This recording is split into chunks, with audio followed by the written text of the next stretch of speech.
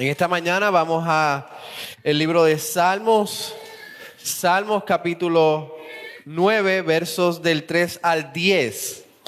Salmos capítulo 9, versos del 3 al 10.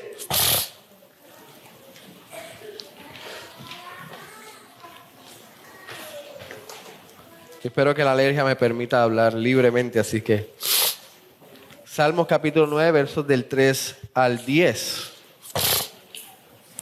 Y habíamos dicho la semana pasada que este salmo presenta a David tal y como es. Si nosotros leemos los salmos, David no es una persona que se ha escondido detrás de su reinado y se ha pintado como el rey fuerte, el rey que no sufre, el rey que nadie lo toca, el rey que es invencible. David ha presentado sus sentimientos por medio de los salmos. Inclusive David ha presentado sus sentimientos más de lo que nosotros podemos expresar. Muchos de nosotros somos más fuertes, más reservados. Pero David ha expresado, ha plasmado sus sentimientos, sus luchas, sus preocupaciones por medio de los salmos. Y cuando nosotros leemos los salmos, podemos quizás entender un poco a David cuando vemos también su vida, sus experiencias, lo que él ha vivido, con quién ha luchado, a quién se ha enfrentado. Y podemos ver ese reflejo de su vida en los salmos. En esta mañana vamos a ver cómo David nos presenta el por qué él adora a Dios, como presenta en el verso 1 y el verso 2 del capítulo 9. Y David, para poder comprender un poco más esta porción del salmo, yo creo que ustedes recuerden ese momento en que David se enfrentó a Goliat, el gigante. No sé si los niños recuerdan, lo estudiaron en la escuela bíblica de verano, en donde el rey David, siendo un joven, tomó una honda y con una sola piedra derrotó al gigante. Mientras el pueblo de Israel, mientras el pueblo de Dios estaba temeroso y nadie se atrevía a meter mano al gigante, el joven David tuvo valentía, tuvo valor para enfrentar al gigante. Y no quiero que ustedes piensen en que David simplemente era un niño, un joven valiente. Porque aunque era valiente, realmente sus fuerzas no venían del mismo. Realmente su confianza no estaba en él mismo. Su fortaleza no se encontraba en él mismo, ni su refugio él lo encontraba en sí mismo. Su fuerza venían de Dios. Su valor venía porque él confiaba en Dios. Y así es como quizás lo presenta el texto. Voy a leer 1 Samuel capítulo 17, versos 45 y 47 rápido. Y dice: Entonces dijo David al filisteo: Tú vienes a mí con espada y lanza y jabalina, mas yo vengo a ti en el nombre de Jehová de los ejércitos, el Dios de los escuadrones de Israel, a quien tú has provocado. Jehová te entregará hoy en mi mano, y yo te venceré, y te cortaré la cabeza, y daré hoy los cuerpos de los filisteos a las aves del cielo y a las bestias de la tierra, y toda la tierra sabrá que hay Dios en Israel. Y sabrá toda esta congregación que Jehová no salva con espada y con lanza, porque de Jehová es la batalla, y Él os entregará en nuestras manos. Si ustedes escuchan lo que dice 45 al 47, él dice que Dios le entregará al filisteo en sus manos, y que Dios entregará ese ejército a Israel. En todo momento David está confiando en Dios y no en su propia fuerza. Y esto es lo que vamos a ver en estos versos del verso 3 al 10 del capítulo 9 de los Salmos. Vamos a ver que en estos versos el Señor entrega la victoria de nuestros enemigos. Él nos da la victoria delante de nuestros enemigos. Y no solamente eso, sino que también no nos desampara. El Señor nos entrega la victoria delante de nuestros enemigos, pero también Él no nos desampara. Así que dicho esto, nos ponemos de pie y vamos a leer Salmos capítulo 9, versos del 3 al 10. Y dice así la palabra de nuestro Dios: Mis enemigos volvieron atrás, cayeron y perecieron delante de ti. Porque has mantenido mi derecho y mi causa. Te has sentado en el trono juzgando con justicia. Reprendiste a las naciones, destruiste al malo, borraste el nombre de ellos enteramente y para siempre. Los enemigos han perecido, han quedado desolados para siempre. Y las ciudades que derribaste, su memoria pereció con ellas. Pero Jehová permanecerá para siempre. Ha dispuesto su trono para juicio. Él juzgará el mundo con justicia y a los pueblos con rectitud. Jehová será refugio del pobre, refugio para el tiempo de angustia. En ti confiarán los que conocen tu nombre, por cuanto tú, oh Jehová, no desamparaste a los que te buscaron. Pueden tomar asiento. Así que vamos a ver en estos versos que Jehová nos da la victoria delante de los enemigos y que Él no nos desampara. Y he dividido este mensaje en 2 puntos. El Señor da la victoria sobre el enemigo, versos 3 al 8. El Señor da la victoria sobre el enemigo, versos 3 al 8. Y el segundo punto, el Señor da refugio a los suyos, versos del 9 al 10. El Señor da refugio a los suyos. Vamos al primer punto. El Señor da la victoria sobre el enemigo. Y vamos a ver 2 cosas en este punto. Vamos a ver que el Señor vence al enemigo. Y vamos a ver que el Señor está en su trono. Así que el Señor vence al enemigo. Quizás muchos de ustedes no tengan enemigos. Quizás en estos momentos o en algún momento en su vida sí tuvieron enemigos. Hay algunos que negaron tener enemigos. Y quizás usted vio a alguna persona como enemigo y esa persona simplemente no lo veía usted como enemigo. Pero el punto es que todos nosotros sabemos lo que es un enemigo. Y quizás en el transcurso de su vida, mientras usted vivía, quizás había uno en el trabajo que le hacía la vida imposible. Y usted dijo, este es mi enemigo. Quizás existió algún tipo de problema entre la familia, entre los hijos, nietos, sobrinos, hermanos. Y quizás usted identificó a ese grupo de personas o a un miembro de la familia como su enemigo. En algunas ocasiones, si usted también practicó deporte, usted lo tomó tan personal que vería al contrincante, al que estaba compitiendo con usted como un enemigo. Y en cierta manera entendemos lo que es un enemigo. Pero a veces en nuestras vidas ese enemigo, esa relación con ese enemigo cambia de tiempo en tiempo. En algunos momentos es su enemigo. Y en algunos momentos quizás es indiferente para usted y no lo cuenta como enemigo. Y se le olvida muchas veces esa persona. Pero como dije antes, si usted tiene o no tiene enemigo, sabemos el significado. Y yo creo que hasta los niños que están entre nosotros saben lo que es un enemigo. En todas las películas que ellos ven, en todo el entretenimiento, siempre hay un villano. Siempre hay un enemigo y ellos entienden ese tipo de nombre, ese tipo de identificación. Y también para los niños esos enemigos cambian de tiempo en tiempo. A veces son enemigos, a veces no son enemigos. Inclusive tuve la experiencia tan reciente que Mateo, mi hijo, estaba en un campamento de baloncesto ahora en junio. Y el primer día que lo dejo en el campamento y lo recojo, él llega al carro y me dice, papi, tengo un frenemy. Y yo, ¿qué es eso? Y es un amigo enemigo. Lo que eso quiera significarse. Y yo le pregunto, ¿y por qué es un amigo enemigo? Y él dice, porque a veces es mi amigo y a veces es mi enemigo. Y cambiaba de día en día. Llegaba al carro y me decía, hoy era mi enemigo. Y al otro día decía, hoy es mi amigo. Y esa relación cambiaba de día en día, de día en día. Y era ese drama, ¿verdad?, en la vida de Mateo en junio en el campamento de baloncesto.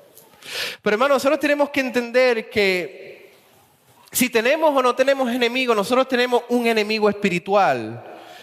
Y esa relación con ese enemigo espiritual no cambia. Es constante, es la misma, es continua. Pero antes de hablar de ese enemigo que nosotros tenemos en común, tengo que hablar de un enemigo que para muchos está en silencio. O mejor dicho, muchos no entienden que ese enemigo es enemigo de ellos. Porque no tienen la información o ni tan siquiera han tenido la idea de que él puede ser su enemigo. Y hermano, estoy hablando de Dios. Estoy hablando de Dios. Muchos creen que como nacieron, como crecieron y como trabajan y viven en esta vida, creen que Dios es su amigo.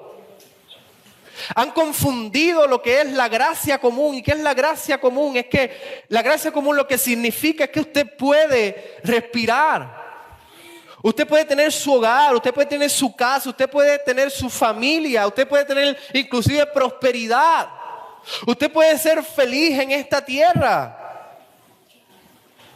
Y confunden eso con que Dios es su amigo.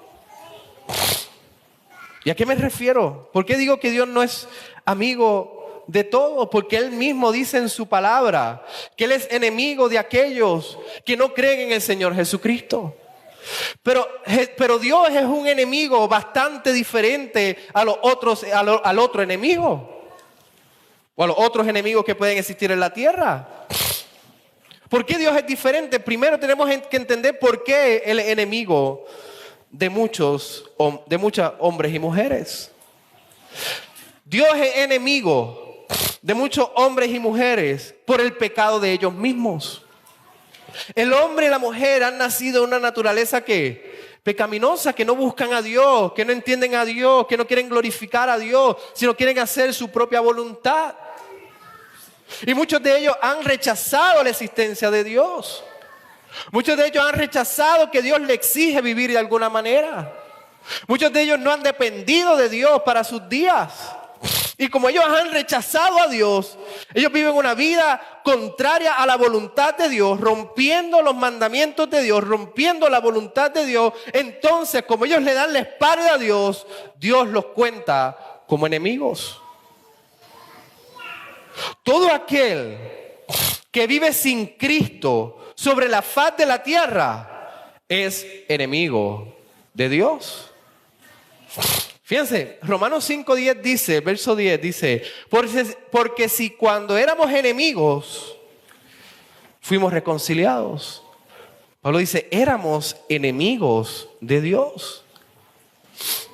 Y la diferencia de Dios es que este enemigo de los que caminan sin Cristo proveyó de una reconciliación. Nosotros pecamos en contra de Dios. Nosotros no respetábamos a Dios, no honrábamos a Dios, no nos interesaba a Dios.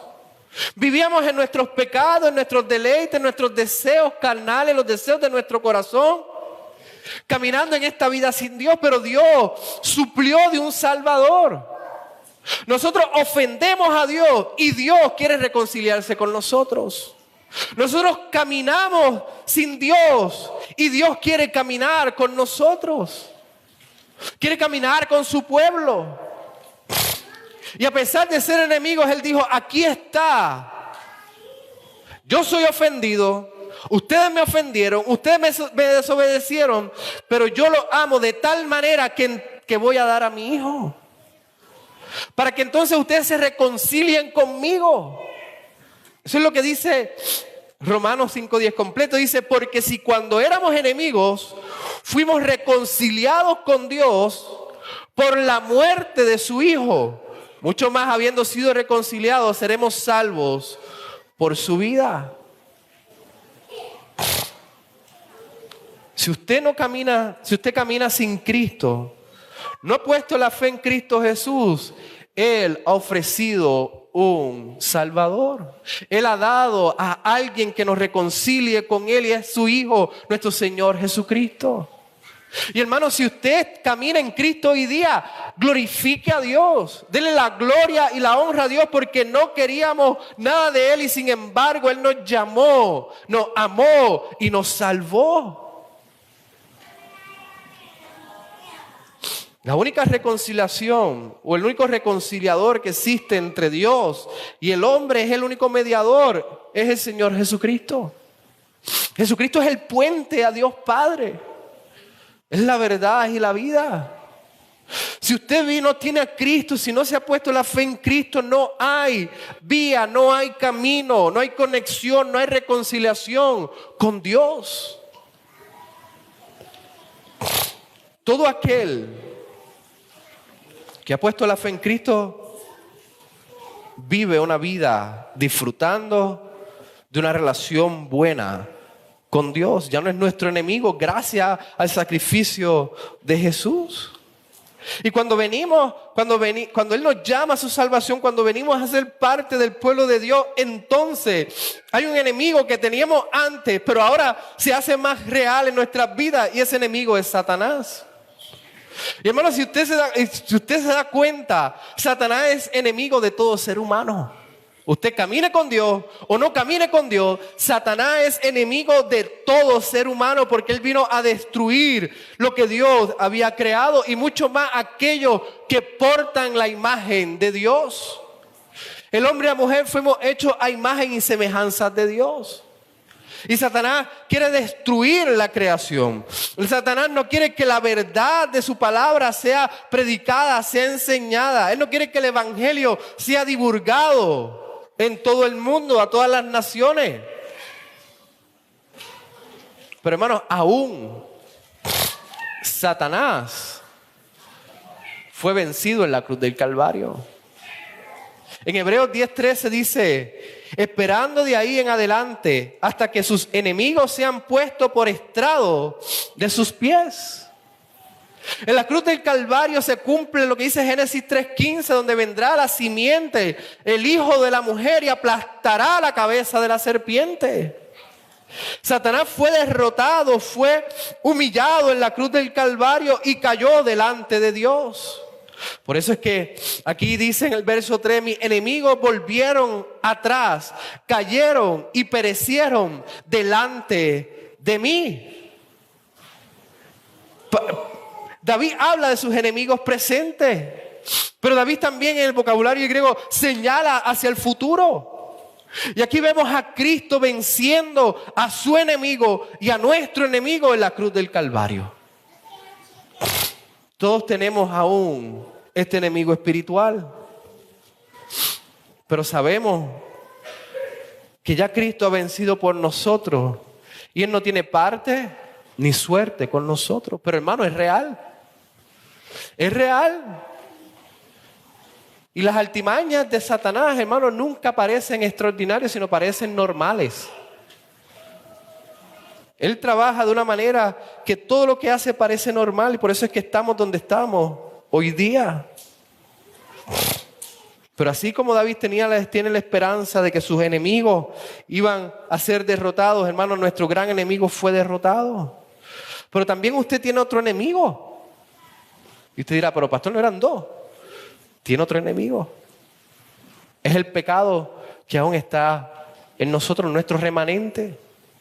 Y ese pecado hay que mortificarlo, hay que ahogarlo, hay que estrangularlo. Y ese pecado únicamente se trabaja por medio de la palabra de Dios, con oración y devoción y dependencia de nuestro Señor Jesucristo. Hermano, estamos en una guerra espiritual hasta que Cristo venga por nosotros, pero tenemos la certeza de que Él ya lo ha vencido. Y el próximo subpunto: el Señor está en su trono. El Señor está en su trono. El verso 5 al 6 dice: reprendiste a las naciones, destruiste al malo, borraste el nombre de ellos eternamente y para siempre. Los enemigos han perecido, han quedado desolados para siempre, y las ciudades que derribaste, sus memorias perecieron con ellas. Y sí, aquí dice que Dios está en su trono, y el verso 4 lo dice al final: te has sentado en el trono juzgando con justicia. El Dios que creó todas las cosas es el gobernador de todas las cosas. Y como Rey, nuestro Señor Jesucristo está en su trono. Y hermanos, sí, aquí habla de que Él derrotará a los enemigos.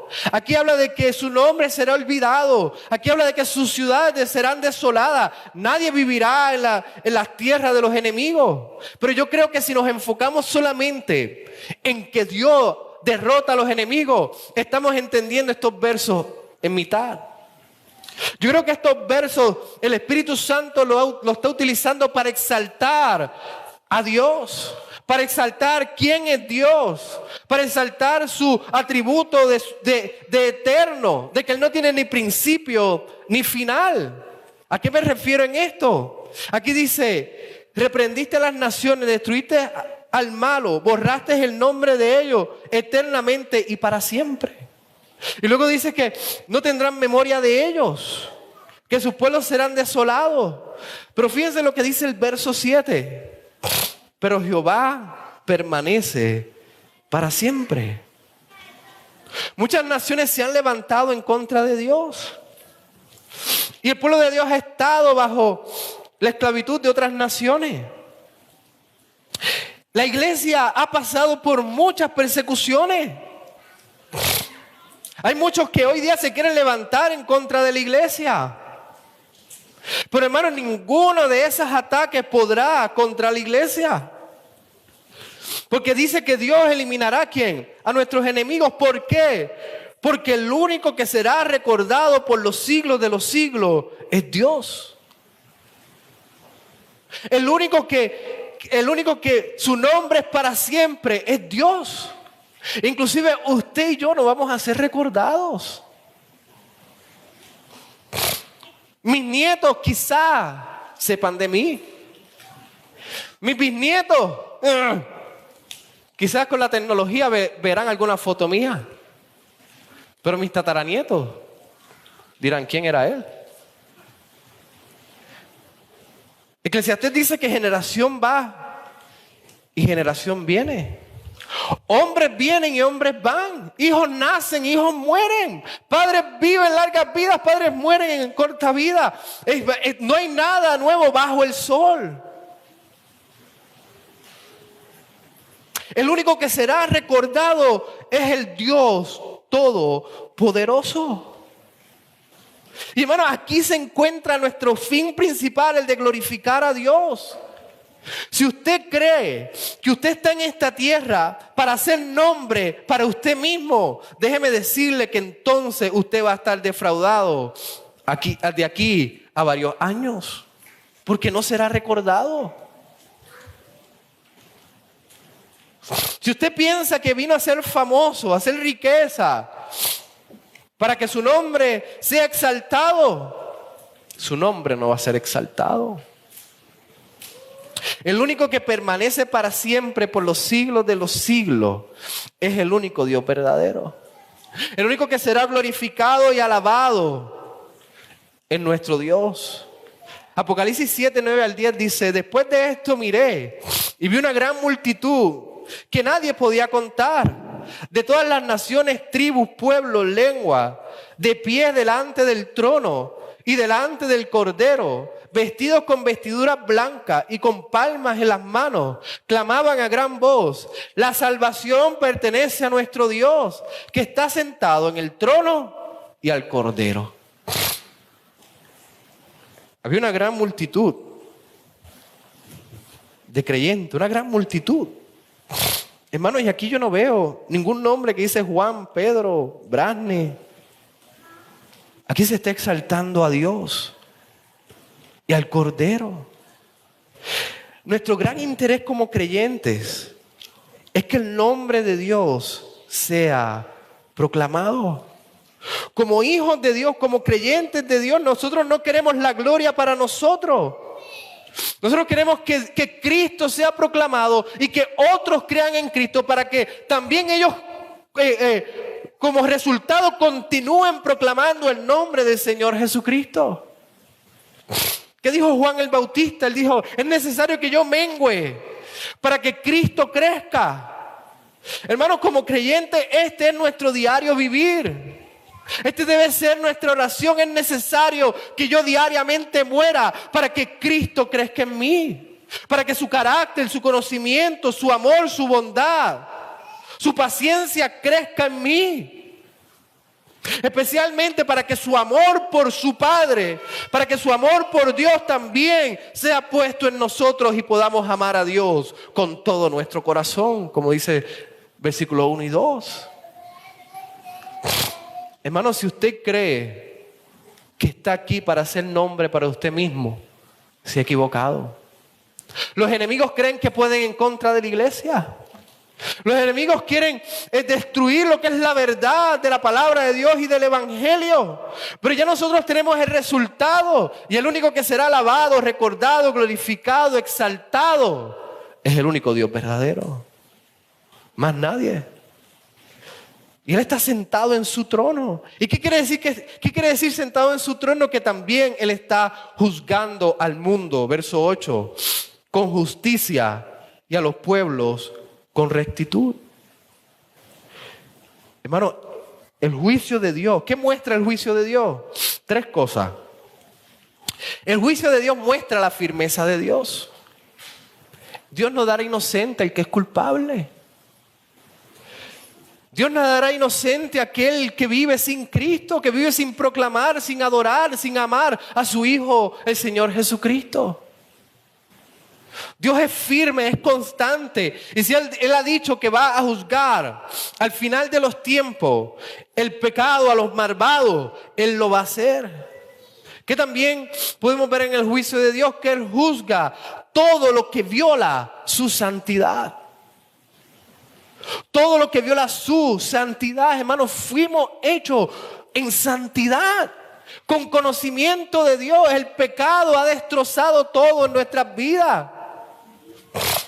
Y toda vida que no viva una vida santa para Él será juzgado. Y tercero, que demuestra que Él sea firme, que Él juzgue todo aquello que viola su santidad. Esto demuestra que realmente Dios es perfecto y Dios es santo. Hermanos, Dios no es como el juez aquí en la tierra, que necesita prueba, evidencia, años a veces para dar un veredicto. El juicio de Dios es perfecto. El juicio de Dios es santo. El juicio de Dios es puro. Ahí el culpable no va a decir, soy inocente, mira las pruebas. No, porque Él conoce cada detalle, cada punto de la historia, cada pensamiento, cada palabra que salió de esa persona. El único juicio puro, justo y perfecto es el de Dios. Y cuando Él llame al culpable, es porque así lo es. A menos que haya creído en su Hijo, el Señor Jesucristo. Y el Señor nuestro Señor Jesucristo haya tomado su culpabilidad, sus pecados sobre Él, la cruz del Calvario, y Él le haya regalado la perfección y la justicia. Y el punto 2, el Señor da refugio a los suyos. Aquí vamos a ver que Dios es nuestro refugio. Y segundo, Dios es nuestra confianza. O en Dios está nuestra confianza. Y fíjense que el verso 9 dice, Jehová será refugio del pobre. Y la traducción directa del hebreo es que el oprimido, no necesariamente del pobre, sino del oprimido. ¿Y quién es el oprimido? Aquí, según David, él ha sido perseguido. Pero yo creo que el oprimido es todo aquel que espiritualmente vive sin el Señor Jesucristo. Y nosotros vivimos tiempos difíciles en donde estamos oprimidos. Vivimos tiempos de angustia en donde nos sentimos encerrados. Pero nosotros sabemos que Dios conoce cada uno de nuestros detalles, cada una de nuestras situaciones. Dios conoce los tiempos difíciles que nosotros vivimos. Así lo veía David. Jehová será refugio del pobre, refugio para el tiempo de angustia. Hermano, David no necesariamente era pobre. Y aquí David está hablando del mismo. Él será refugio en los momentos de angustia. Él será refugio para mí cuando yo esté espiritualmente débil, cuando yo esté físicamente enfermo, cuando no tenga salida y no vea la salida, cuando esté cansado y el trabajo esté hasta mi cabeza. Él será mi refugio. Hermano, David ve a Dios como personal. Nosotros debemos de ver a Dios de manera personal. A veces vemos refugio. Sí, Él es refugio para todos, claro. Es muy bonito. Pero más bonito es entender que Él es refugio personalmente para mí y personalmente para usted. Porque así es que se ve. Cuando Él envió a su Hijo Jesucristo, Él no simplemente vino a salvar un grupo. Él los llamó por su nombre. Él lo llevó al sitio donde estaban predicando. Él hizo todos los movimientos en la historia de su vida para que usted, en el tiempo preciso, en la hora indicada, usted escuchara el evangelio. ¿Qué más personal que eso? Y así Él lo llamó a la salvación y le regaló el perdón y la vida eterna. En la salvación se encuentra nuestro gran refugio. En la salvación se encuentra nuestra guarida. Y Dios lo ofreció para nosotros. El Cristo vino para ser nuestro refugio eterno. Y como nuestro refugio, Él nunca nos va a abandonar. Nunca nos va a abandonar. Hebreo 13:5 dice: nunca te dejaré ni te desampararé. Mateo 28:20 Él dice: y recuerden, yo estoy con ustedes todos los días hasta el fin del mundo. ¿Y qué me dicen del Salmo 23:4? Dice: aún si voy por valles tenebrosos, no temeré ningún mal, porque tú estás a mi lado. Tu vara y tu bastón me reconfortan. Y el verso 6 del mismo Salmo dice: seguro estoy de que la bondad y el amor me seguirán todos los días de mi vida, y en la casa del Señor habitaré para siempre. Hermano, el Señor es nuestro refugio. Es bueno refugiarse en nuestra esposa, en nuestro esposo. Es bueno refugiarse en nuestros seres queridos, en nuestros familiares, inclusive en nuestros hijos. Pero el único refugio seguro que dijo que estará con nosotros hasta el fin de los tiempos es nuestro Señor Jesucristo. Hermano, de manera personal, de manera espiritual, nosotros debemos de practicar ese tipo de pensamiento. Inclusive para los jóvenes, para los adolescentes, muchas veces la adolescencia es difícil. Creen que su mundo se va a acabar. Pero aún para ellos, su único refugio es el Señor Jesucristo. Y dirán: mis padres no me entienden, mi mamá, mi papá no me entienden, mis hermanos son fastidiosos. Pero yo te digo algo: refúgiate en el Señor. Él te ayudará a pasar esa etapa en la que te encuentras. Usted está pasando tiempos difíciles con su familia, con su madre, con su hijo. Refúgiate en el Señor, Él nunca te dejará. Él estará contigo hasta el fin de los tiempos. Y el otro punto va paralelo a este: en Dios está nuestra confianza. Pero aquí hay algo importante. Voy terminando. Él dice: Jehová será refugio del pobre, refugio para el tiempo de angustia. Y dice: en ti confiarán los que conocen tu nombre. Aquí hay una relación especial para aquellos que creen en Cristo Jesús. Juan 1:12 dice: pero a todos los que le recibieron, los que le dio derecho de llegar a ser hijos de Dios, es decir, a los que creen en su nombre, a los que creen en Cristo Jesús, son los que confían en el nombre de Dios. Aquellos que han puesto la fe en Cristo Jesús entienden lo que es confiar en Dios. Porque han entendido que la confianza de Dios no es meramente terrenal, sino la confianza de Dios es espiritual. De que Dios proveyó a su Hijo para que nos salvara, y nuestra salvación está segura en las manos de Cristo Jesús. Él no abandona a quienes lo buscan. Juan 6:37 dice: todo lo que el Padre me da vendrá a mí, y al que viene a mí de ningún modo echaré fuera. ¿Y qué dice el verso 10 al final? Por cuanto tú, oh Jehová, no desamparaste a los que te buscan. Hermanos, cuando Dios Padre trae a un pecador a los pies de Cristo, Cristo lo abraza, Cristo le da la salvación. ¿Y sabes qué? En su promesa del pacto, en su promesa con esa persona, Él dice: nunca te desampararé, nunca te abandonaré, nunca te dejaré solo. Y eso, entonces, ahí viene la confianza. Nosotros confiamos en Dios no solamente y meramente física. Confiamos en Dios que nuestra salvación y nuestra vida está segura en Él. Y hermano, así como David fue donde Goliat, porque confiaba en Dios. Nuestra confianza no es para encerrarnos, nuestra confianza es para salir.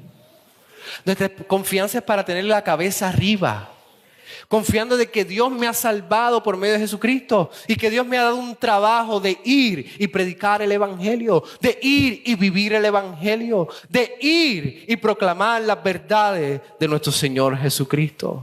Esa es la confianza que tenemos. ¿Qué dijo Pedro? ¿A quién voy a obedecer?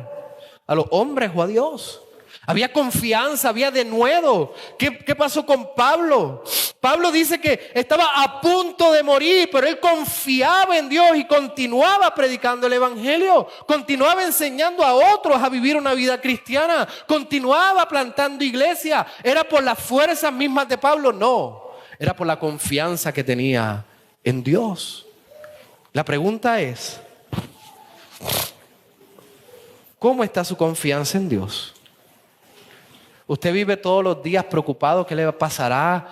¿Que está seguro o no está seguro? ¿Usted confía que aún Dios lo tiene, su vida está en las manos de Dios aún si viene la muerte? ¿Usted confía en Dios de tal manera que a usted no le importa vivir una vida cristiana en su trabajo? ¿Que a usted no le importa expresar a Cristo delante de sus amigos, de sus primos, de sus vecinos? Está su confianza en Dios de tal manera que no le importa si lo señalan o lo rechazan, sino que lo más importante para usted es glorificar a Dios y hablar de Cristo. ¿Cómo está su confianza puesta en Dios? Hermano, la confianza de David estaba bien segura en Dios de tal manera que él enfrentó al gigante. Él enfrentó al gigante de tal manera que si le quitaban la vida, él estaba seguro de que su vida estaba con Dios. Pero él sabía que Dios lo acompañaba y con valentía, confiando en Dios y refugiándose en Dios, él se enfrentó al gigante. ¿Cómo usted se enfrenta en la vida? ¿Cómo son sus días? ¿Cómo usted actúa cuando tiene que hablar de Cristo? ¿Cómo usted actúa cuando debe demostrar a Cristo con sus actitudes? ¿Cómo usted actúa en los momentos de angustia? ¿Es Dios su refugio? ¿Es Dios su guarida? ¿O son otros medios? Oramos. Amado Padre y Dios, Señor, gracias por tu palabra, porque es precisa, es directa. Te pedimos, Señor, que tú nos bendigas con tu palabra, que podamos vivir, Señor, refugiados a ti, mi Dios, en medio de las angustias, pero no solamente eso, sino confiando en ti, mi Dios, de que tú tienes nuestras vidas seguras en tus manos. Ayúdanos, Señor, a vivir una vida como tú quieres que vivamos, sin importar los resultados, sino simplemente preocupándonos, Señor, por vivir como tú nos pides que hagamos. Señor, ayúdanos a confiar en ti, no meramente superficial, sino realmente, mi Dios, confiar que tú estás con nosotros todos los días de nuestras vidas hasta el fin del mundo. Que esto nos lleve, mi Dios, con valentía a vivir para Cristo, hablar de Cristo, enseñar a nuestros hijos qué es vivir una vida cristiana a pesar de que sean señalados. Estar firme en nuestras convicciones. Ayúdanos, Señor, a confiar, no parcialmente en ti, sino completamente en ti, mi Dios. Señor, te lo pedimos en el nombre de Jesús. Amén.